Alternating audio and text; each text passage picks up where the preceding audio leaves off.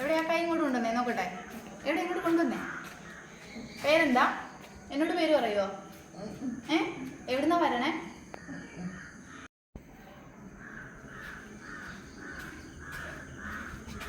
അമലിനൊന്ന് എനിക്ക് ചെയ്യിപ്പിക്കുക. അമൽ ചെല്ല് ചെല്ല് ചെല്ല്, നല്ല കുട്ടിയായിട്ട് ചെല്ല് ചെല്ല്. എന്താ ശരിക്കും അമലിൻ്റെ പ്രോബ്ലം?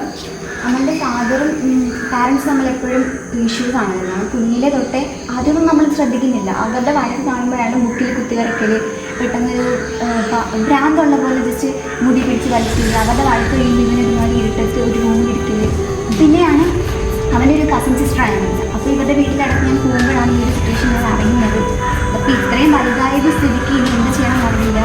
വേസ്റ്റായി ഒരു അവൻ്റെ സിറ്റുവേഷൻ. അങ്ങനെയാണ് ഞാനിത് ഞാൻ ഇപ്പോൾ TCC ചെയ്തുകൊണ്ടിരിക്കുകയാണ് അമ്മൻ്റെ. അപ്പോൾ കുഴപ്പമില്ല, ഞാൻ ഗ്യാരണ്ടി നമുക്ക് അങ്ങനെ ബാക്ക് ലൈഫിലോട്ട് കൊണ്ടുവരാം.